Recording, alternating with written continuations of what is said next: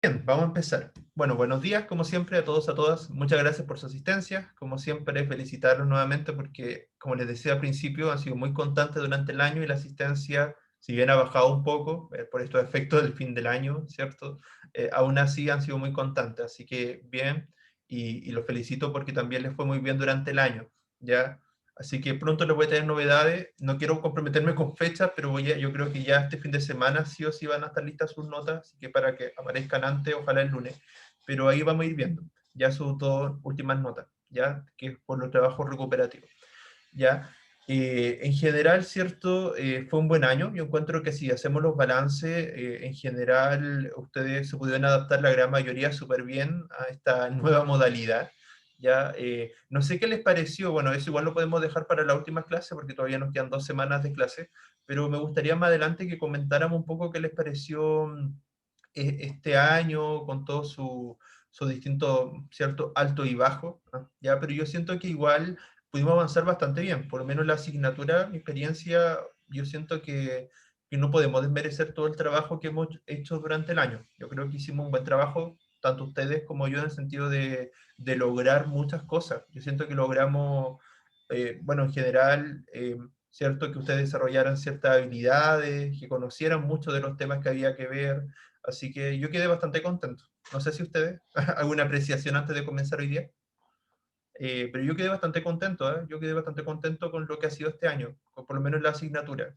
Eh, como que superó mi expectativa. No sé ustedes qué piensan. Quizás no concuerdan conmigo, no sé. O sí. ¿Qué les pareció en general este año? Por lo menos la asignatura. ¿No? ¿Nadie quiere comentar?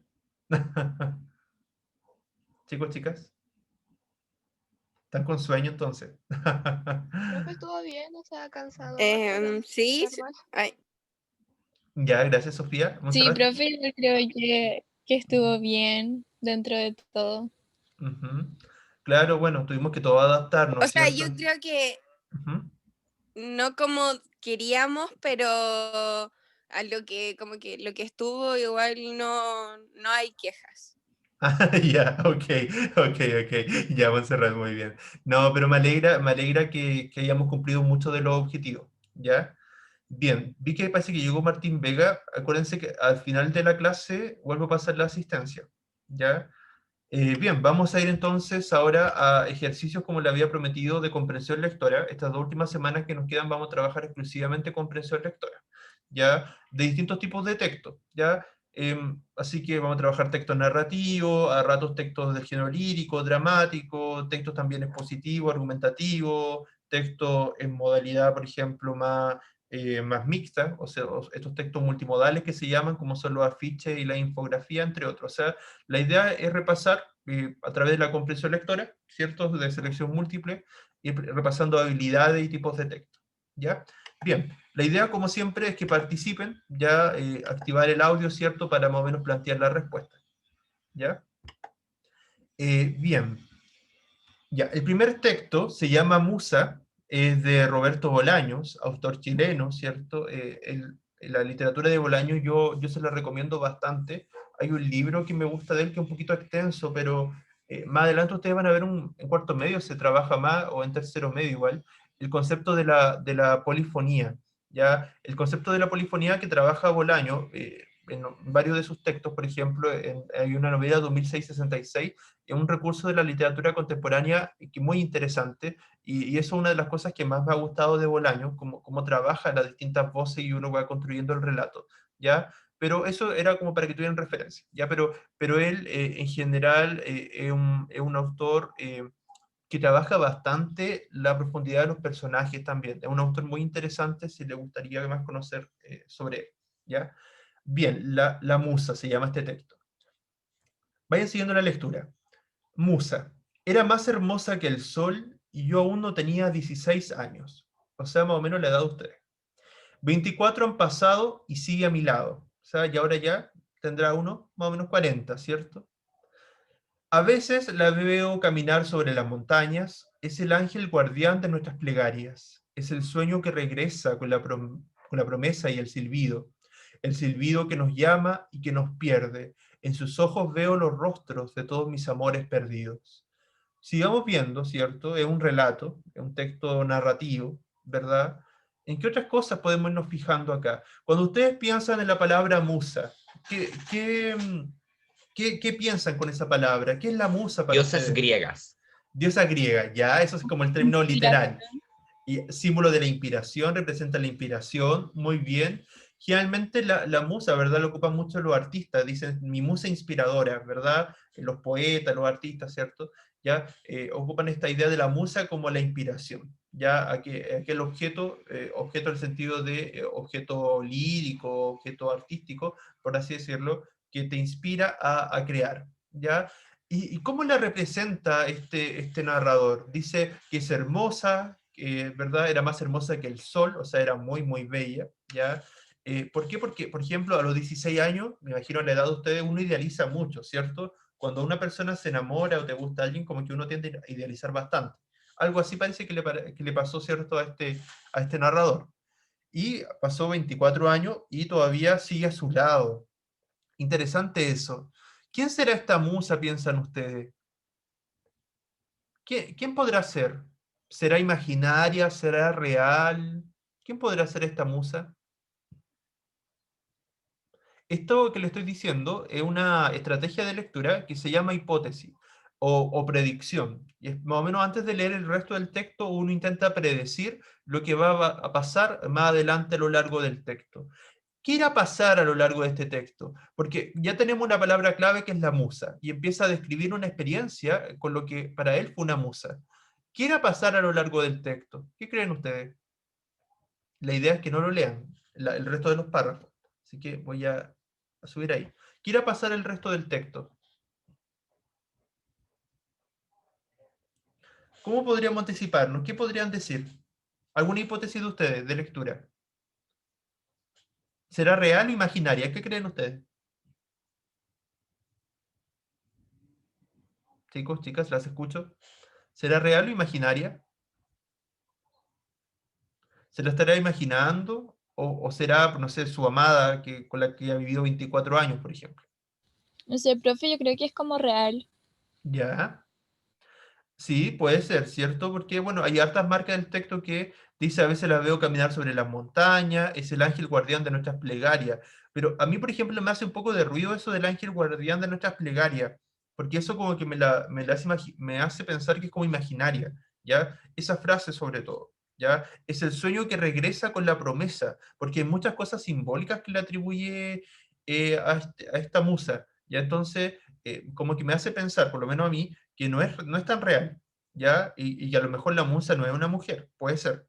No sé, eso pienso yo, pero a lo mejor me puedo equivocar, porque es una hipótesis, ¿ya? Lo importante de la hipótesis no es si está bien o está mal, ¿ya? Lo importante de la hipótesis es que finalmente nosotros intentemos comprobar a lo largo de la lectura si efectivamente esa hipótesis estaba adecuada o era correcta o no. ¿Por qué? Porque nosotros vamos viendo marcas del texto que nos permiten sacar conclusiones. Eso es ideal para la inferencia, ¿ya? Ah, musa, protégeme, le digo, en los días terribles de la aventura incesante. Nunca te separes de mí. Cuida mis pasos y los pasos de mi hijo Lautaro. Ya, ahí se introduce otro personaje. Déjame sentir la punta de tus dedos otra vez sobre mi espalda, empujándome cuando todo esté oscuro, cuando todo esté perdido. Déjame oír nuevamente el silbido. Soy tu fiel amante, aunque a veces el sueño me separe de ti. También tú eres la reina de los sueños. Mi amistad la tienes cada día, y algún día tu amistad me recogerá del erial del olvido.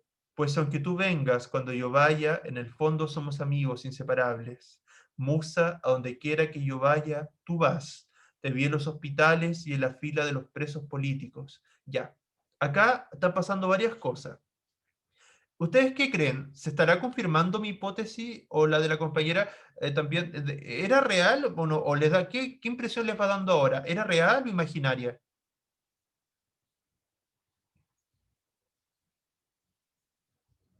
Con lo que seguimos avanzando, ¿qué les parece? ¿Era más bien real o imaginaria? Porque una persona puede... Imaginaria. Ya, ¿cierto? Sí, lo más probable es que sí, porque es difícil que alguien esté casi como omnipresente en hospitales, en lugares de donde están los presos políticos, en lugares, ¿cierto?, en las montañas. O sea, es como difícil que alguien pueda estar, no dice que al mismo tiempo, pero sí en todos esos lugares es como un poco, no sé, como que eso a uno le causa un poco de ruido, ¿cierto? Y aparte esta idea de que aparecen los sueños, ¿cierto? Entonces hay varias marcas del texto que nos hace pensar en alguien imaginario o imaginaria. Sin embargo, tiene como un significado. ¿Qué significado está teniendo hasta el momento la musa para el narrador? ¿Con qué la asocia? Porque de partida es más bien, tiene una imagen positiva o negativa de la musa.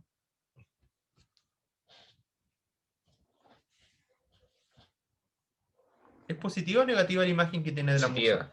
Positiva, ¿cierto? Le da una connotación positiva, es más hermosa que el sol, la idealiza, aparece en distintos lados, le permite, ¿verdad? Nunca se separa de él, ¿cierto? Tiene una especie de amistad, por así decirlo. Entonces hay un compromiso, ya, de fidelidad, ¿cierto? Aparece cuando todo está perdido, cuando todo está oscuro, o sea, en los momentos más difíciles, ahí aparece la musa, ¿ya? Vayamos viendo quién será esta musa.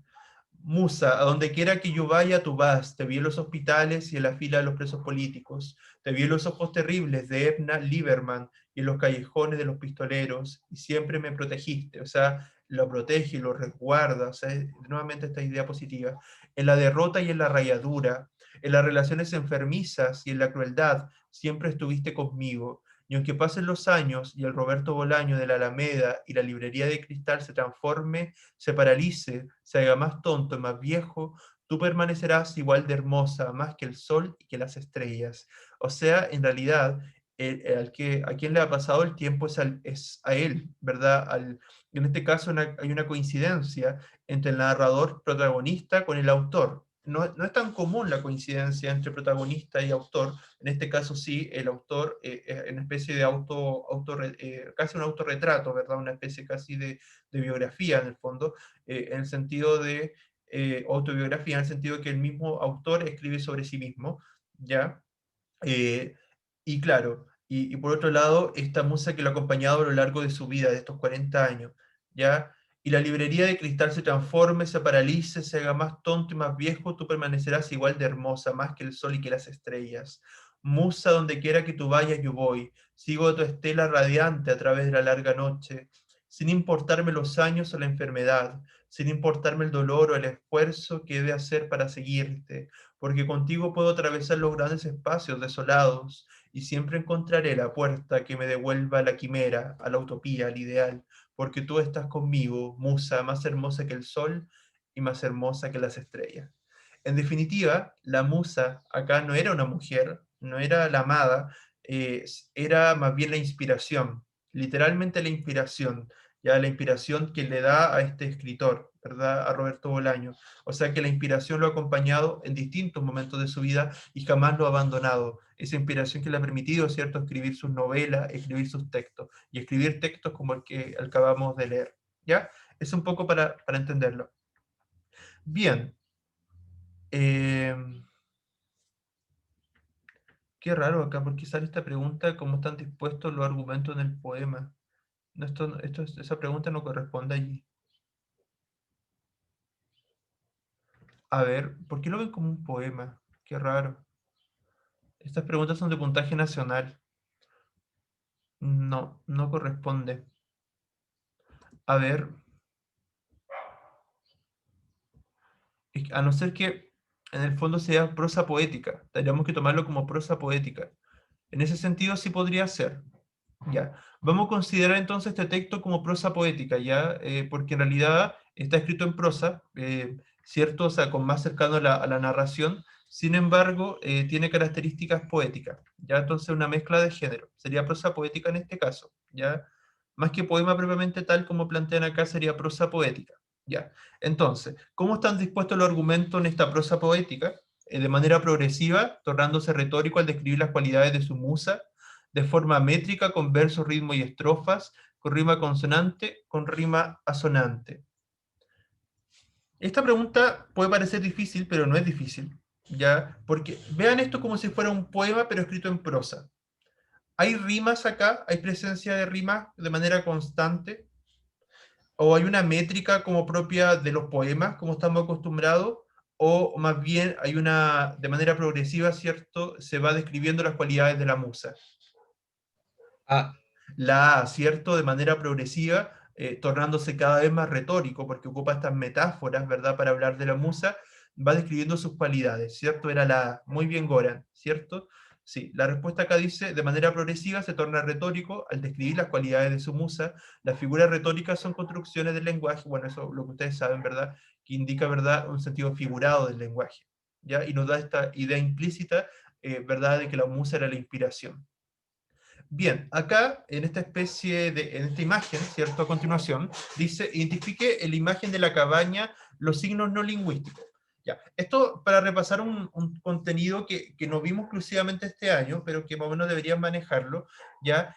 Ustedes saben que el lenguaje se caracteriza por ser exclusivamente lingüístico, ¿verdad? A través de las palabras, ¿ya? O lo paraverbal, por ejemplo, a través de aquello que acompaña el lenguaje, y lo no verbal, que por ejemplo tiene que ver con todo lo visual, con todo lo kinestésico, ¿cierto? Los movimientos, qué sé yo, lo gestual, ¿ya? Pero en una imagen, ¿ya? En una imagen, nosotros hablamos de elementos del lenguaje en una imagen cuando nosotros interpretamos algo, ¿ya? Por ejemplo, dice, eh, claro, y lo no lingüístico es cuando exclusivamente lo único que se hace es cuando nosotros no le atribuimos ningún significado especial a eso. ¿Ya? Entonces, identifica la imagen de la cabaña, los signos sí. no... ¿Ya? Ya vamos a ver. Ya, pero dice, identifica la imagen de la cabaña, los signos no lingüísticos. Ya el Goran ya dice la C, vamos a ver si ustedes piensan lo mismo. El cielo despejado de nubes que habla de una estación cálida como primavera. El ambiente que tiene la cabaña que indica que hay mucha gente y están preparando parrillas celebrando carnaval. C, el humo de la chimenea, la nieve sobre la casa, los pinos y el camino que indican bajas temperaturas, frío en época de Navidad con adornos propios de festividad, o todas son correctas. ¿Cuál tiene signo no lingüístico? Sí, el Goran dice que es la C. Ujú.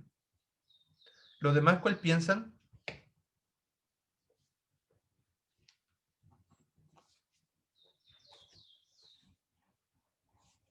Goran piensa que es la C.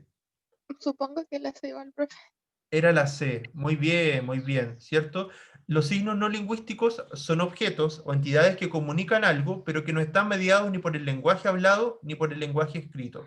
Porque si se fijan, en la A decía el cielo despejado de nubes que habla de una estación cálida como primavera. O sea, este que habla es como que uno lo interpreta de tal manera, o sea, le da una interpretación. Después la B dice el ambiente que tiene la cabaña que indica que hay mucha gente y están preparando parrillas celebrando carnaval. O sea, también le damos a este ambiente le damos una connotación de que le damos una interpretación. En cambio, la C dice el humo de la chimenea, la nieve sobre la casa, los pinos y el camino que indican bajas temperaturas, frío en época de Navidad con adornos propios de la festividad. Ya la C, perdón, la C, la diferencia con las anteriores era que las demás indicaban cosas más bien propias como sensaciones, ¿verdad? Presencia de personas, algo más bien propio de la que nos comunicaban cosas. En cambio, la C indica algo más bien del entorno, indica algo más bien del contexto. ¿Ya? Por eso era la más adecuada la C. ¿Ya? Ya, el siguiente es extraído del Don Quijote, ¿cierto? Del ingeniero Hidalgo Don Quijote de la Mancha, ya de la primera parte del Quijote, de Miguel de Cervantes, ya de la edición de la RAE. Dice, los adjetivos del hombre virtuoso. Dice, ese cuerpo, señores, que con piadosos ojos estáis mirando, fue depositario de un alma en quien el cielo puso infinita parte de sus riquezas. Ese es el cuerpo de Grisóstomo, que fue único en el ingenio, solo en la cortesía, extremo la gentileza. Fénix en la amistad, magnífico sin tasa, grave sin presunción, alegre sin bajeza, y finalmente primero en todo lo que es ser bueno, y sin segundo en todo lo que fue ser desdichado.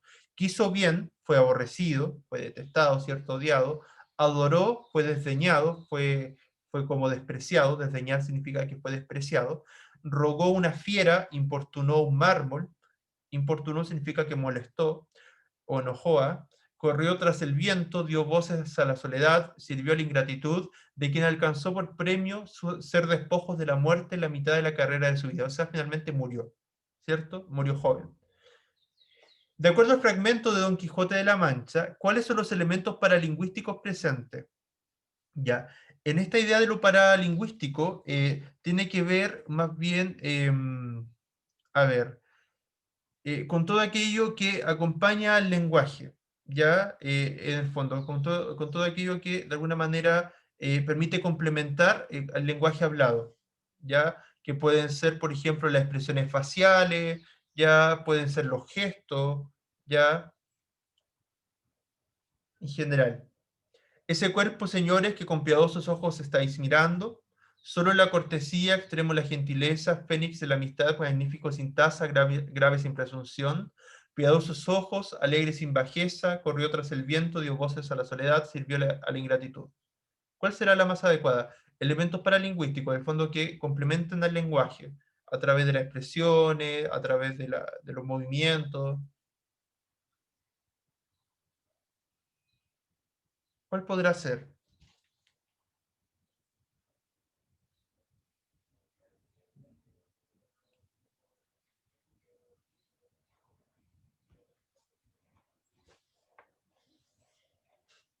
¿Cuál podrá ser acá?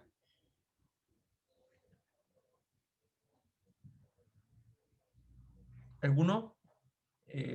Puede ser la A, la B, la C o puede ser todas. Yo creo que todas.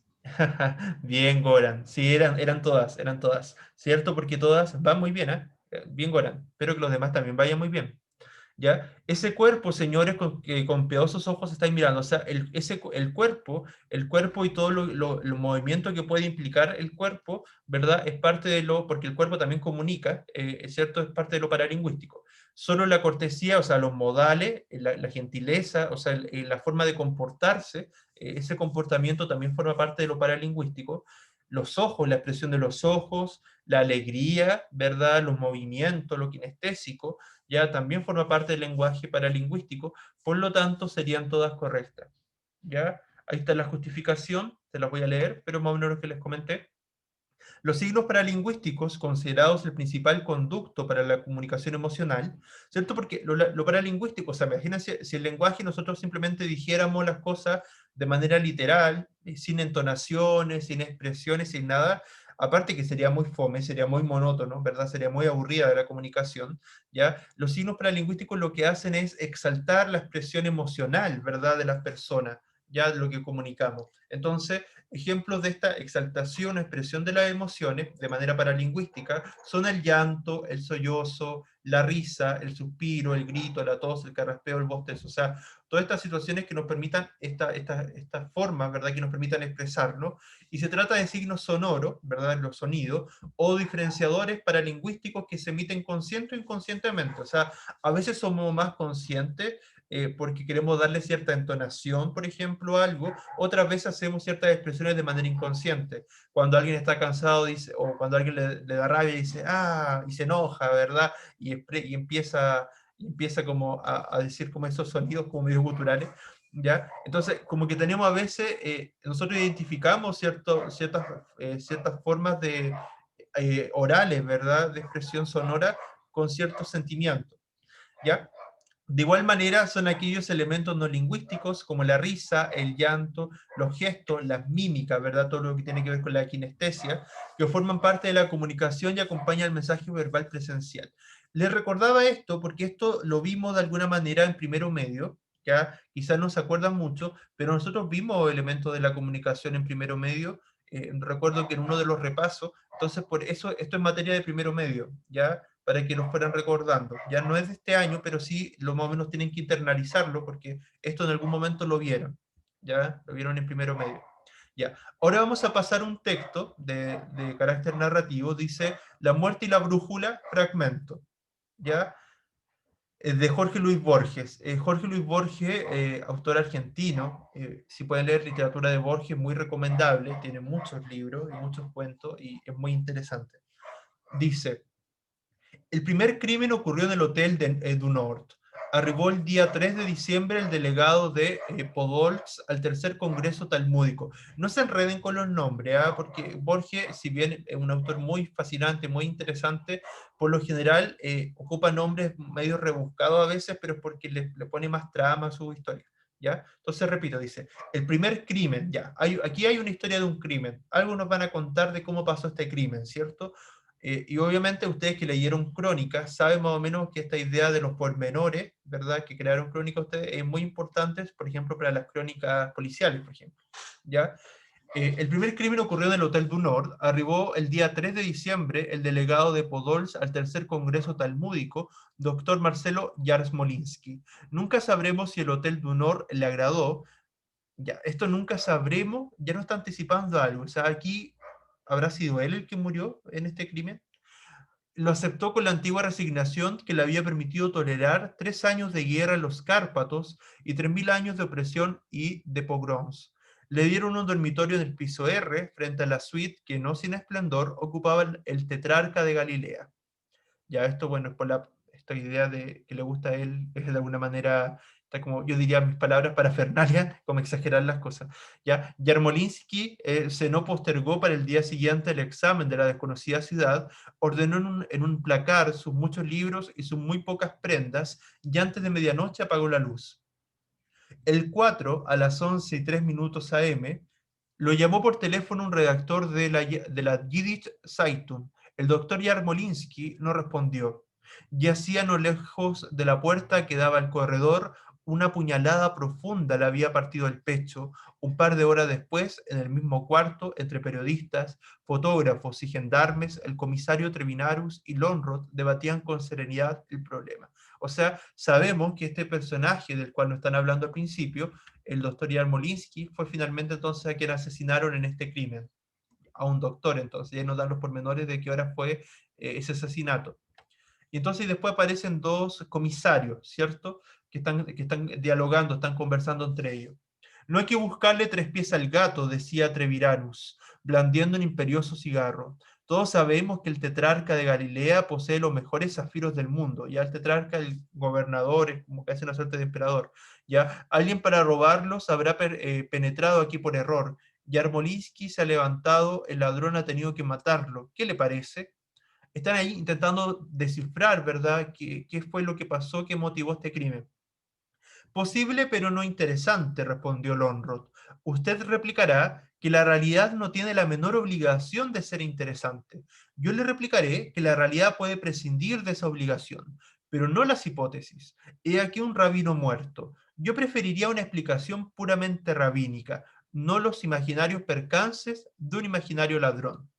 Treviranus repuso con mal humor. No me interesan las explicaciones rabínicas, me interesa la captura del hombre que apuñaló a este desconocido. No tan desconocido, corrigió Lonrod. Aquí están sus obras completas, indicó en el placard una fila de altos volúmenes. El comisario los miró con temor, casi con repulsión, luego se echó a reír. Soy un pobre cristiano, repuso. Llévese todos esos mamotretos, si quiere. No tengo tiempo que perder en supersticiones judías. Quizás este crimen pertenece a la historia de las supersticiones judías, murmuró Lonrod. Nadie le contestó.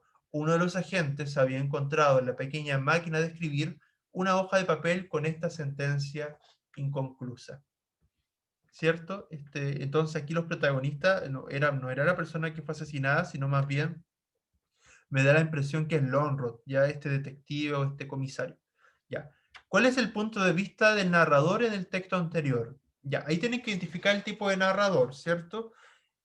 Entonces, sabiendo si era un narrador protagonista, testigo, omnisciente o observador, que son las 4 categorías más habituales, hay una que es el equisciente, pero no vamos a entrar en esa ahora, ¿ya? Tenemos que ver cuál era su punto de vista. Es una narración fingida que nada tiene que ver con el autor. El autor narra una sucesión de episodios, todos en diferentes contextos. En ocasiones narra en primera persona, otras en segunda, casi siempre en tercera persona. Los hechos se presentan mediante una voz narrativa omnisciente. ¿Qué tipo de narrador acá sienten que predomina?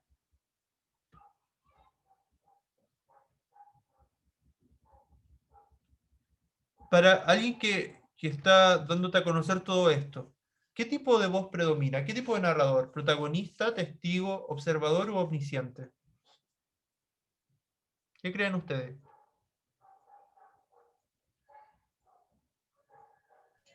Omnisciente. ¿Ya? ¿Y los demás están todos de acuerdo? ¿Que es omnisciente? ¿Por qué Goran dice usted que puede ser omnisciente?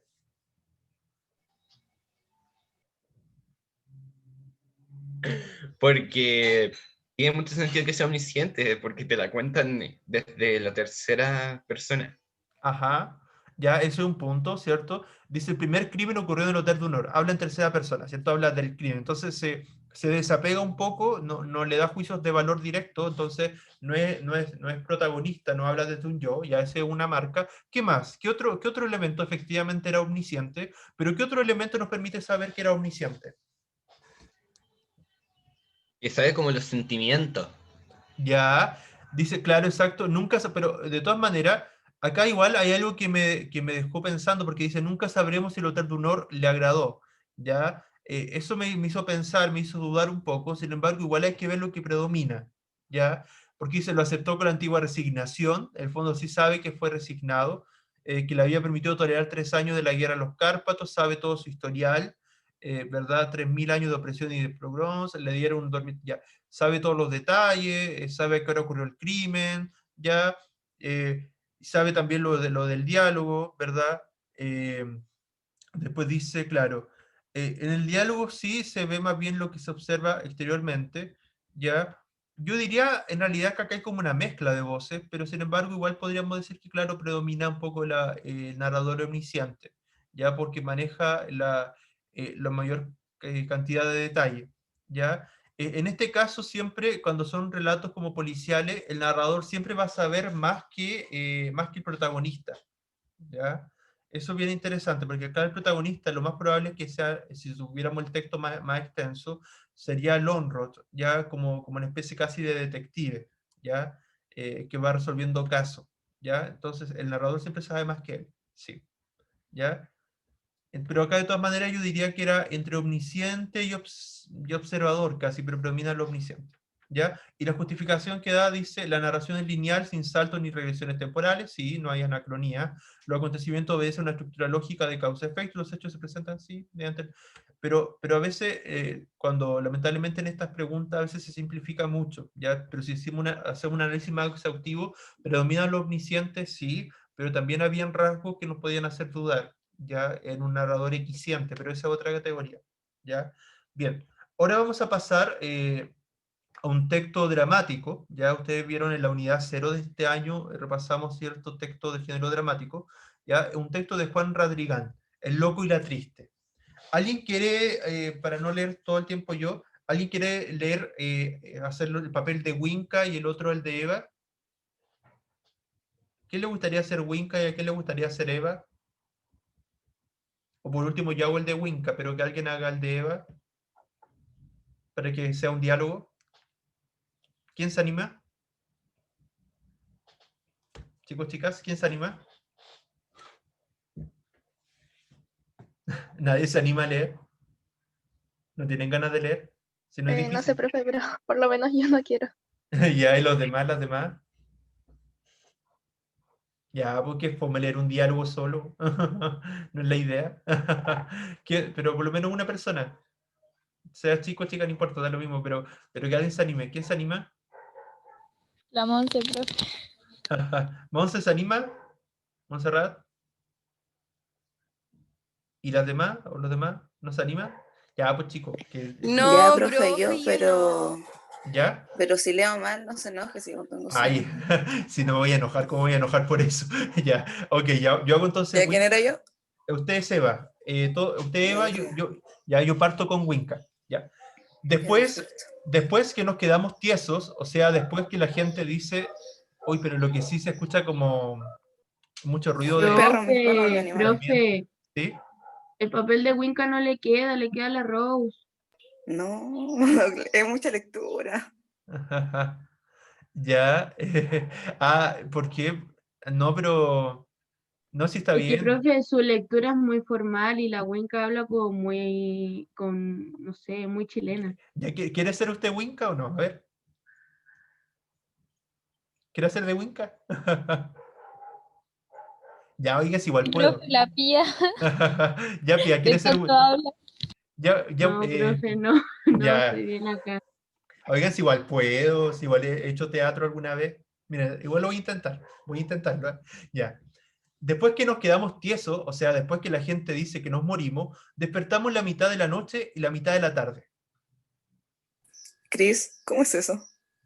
No te pongáis complicada, po. O sea, ya no es como aquí, la mitad de la noche y la mitad de la tarde. Te da un color así como cuando el sol se mete por entre medio de los troncos, la rama de los árboles y alumbra el camino. Todo está callado y tibiecito. No se ve a nadie, ni se siente nada. Pero no te da miedo porque es como si por fin hubierais llegado a una parte que empezaste a buscar desde el día en que naciste. ¿Pero qué veís, po? La casa, ¿Qué? po. La casa grande, la casa de todo. Después dice, el Winca, cualquier edad más allá de los 30 años, se remueve inquieto, murmura cosas, en un ritmo que recuerda vagamente la rosa y el clavel. Despierta, observa extrañado el lugar, trata de escuchar algún ruido, alguna voz, todo está en silencio. ¿Cómo es la cosa? ¿Cómo es la cosa? Patá de cumbia, pata de cumbia.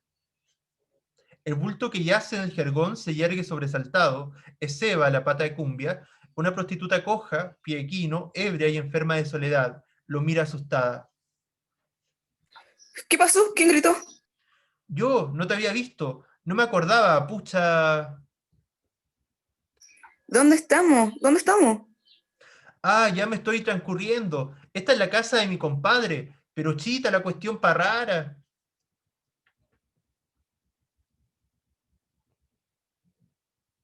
Me pegó, el bitoco me pegó en la pierna buena. Echa violentamente las tapas hacia atrás, están en agua, se mira la pierna, se palpa. Me va a quedar marca, me va a quedar marca. Por culpa tuya me pegaron en la pierna sana, desgraciado. Me va a quedar marca. Pucha, no llorí, pata la... Ya, intentamos salvar, ¿cierto? La representación. Yo encontré que no quedó mal a la lectura. Bien, Rose. Muchas gracias, Rose. Me piro a almorzar. No, mentira. Ya, la expresión chis emitida por Eva expresa. ¿Qué expresa la expresión chis al principio? Dice, chis, ¿cómo es eso? Yo dije Cris, qué terrible. No, pero tranquila, pero no importa, sí, está bien. Chis, ese chis, ¿qué significa? Sorpresa ante la afirmación hecha por Winca, enojo ante lo expuesto por el personaje, miedo por la idea, ¿cierto?, planteada por Winca, o confusión ante la idea expresada por Winca. Ahí lo que hay que hacer es relacionarlo con lo que se dijo antes. El Winca había dicho, después que nos quedamos tiesos, o sea, después que la gente dice que nos morimos, despertamos la mitad de la noche y la mitad de la tarde. Ya está como hablando de la muerte ahí. Después Eva le dice, chis, ¿cómo es eso? La D, ¿no? Yo Se creo me que dio podía ser así confusión. como de Es confusión la A. o A ver, sorpresa, no sé. tenemos la A. ¿Quién más decía Sofía? ¿Cuál otra decía? La D podría ser. La D, confusión. ¿D o B? La D de eh, confusión. En sí, confusión. Ya. ¿Alguna más? ¿Alguien da más? Ya, en este caso era la D, confusión ante la idea expresada por Winca. Sí, la A era una buena distracción, era un buen distractor porque sorpresa ante la afirmación, pero no es como, porque hubiese sido quizás con exclamación, chis, así como, no sé, pero no, era como más bien de confusión porque dices, chis, ¿cómo es eso? O sea, como que no, que como que se lo explique, o sea, como que no entienda a qué se refiere con lo que está hablando Winca. ¿Ya? Entonces, pensando en eso, Eva estaba como media confundida, no entendía esto de lo que le está describiendo sobre la muerte del Winca, ¿ya?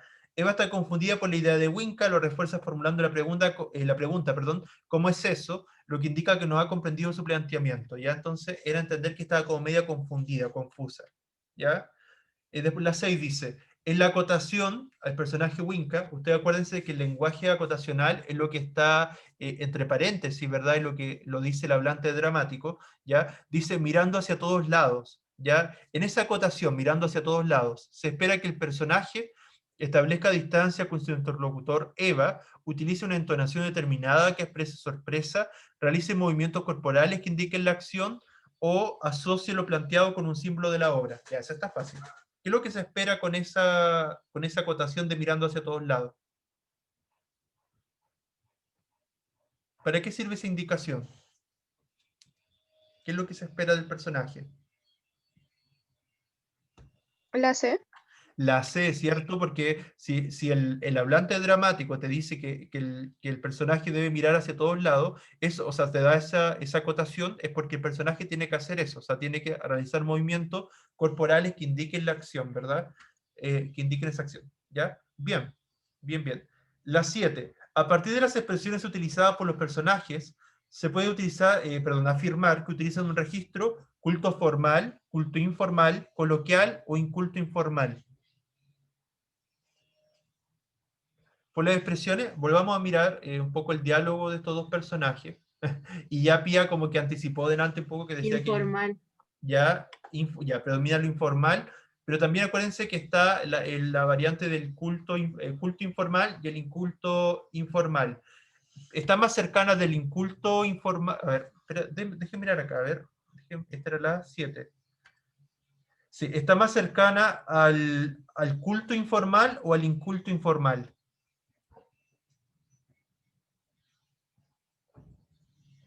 Inculto informal. Sí, cierto, está como un poco más cercano al inculto informal, ¿ya? Porque hay muchas incorrecciones. Por ejemplo, expresiones como la casa, pues, la casa grande. O sea, la casa, pues, como, en vez de decir la casa, solamente es agregarle ese po, que a veces es como, uno lo ocupa de manera muy informal, pero, ¿ya? Pero ¿qué veís, po? Ese que veí, eso se llama elisión, porque no decimos que ves, sino que veí, ¿ya?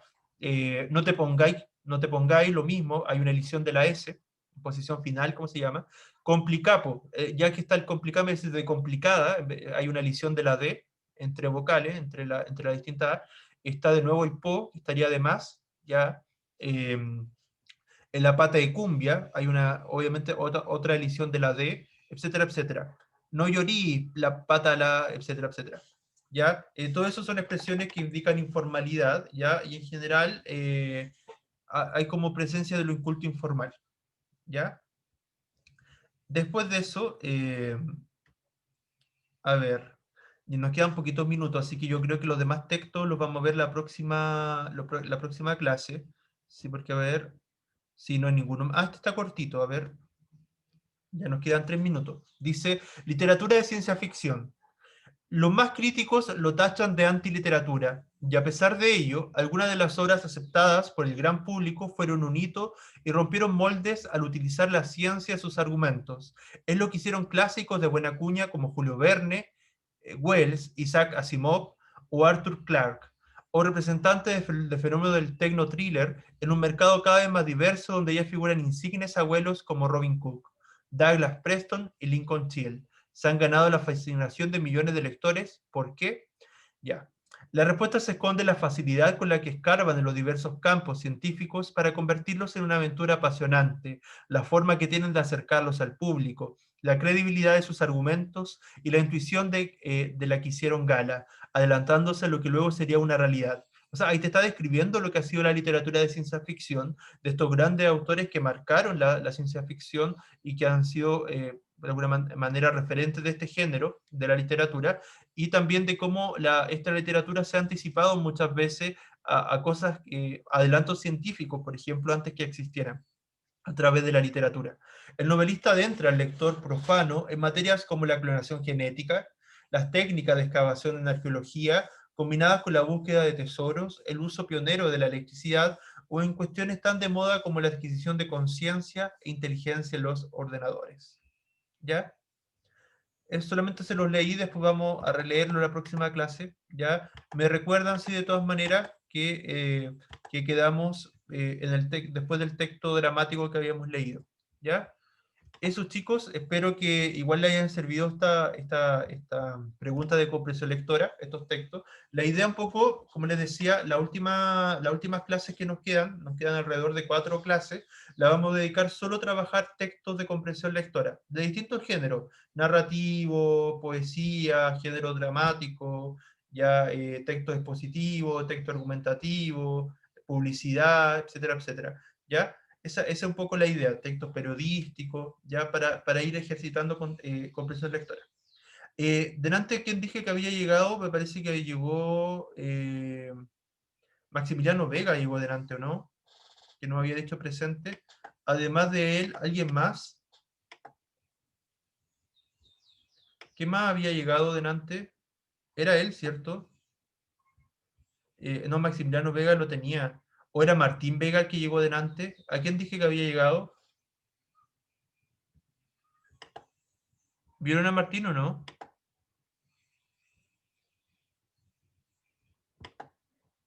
¿No? ¿Martín no había llegado? ¿Chicos, chicas, no se acuerdan? Ya no se acuerdan. No, profe, yo por lo menos no. Ya no se preocupen. Ya, pero entonces nadie más llegó.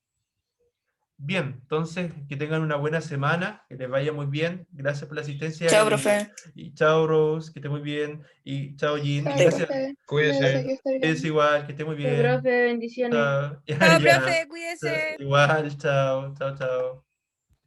Chao, profe, que esté bien. Chao, Catalina, igual, que esté muy bien.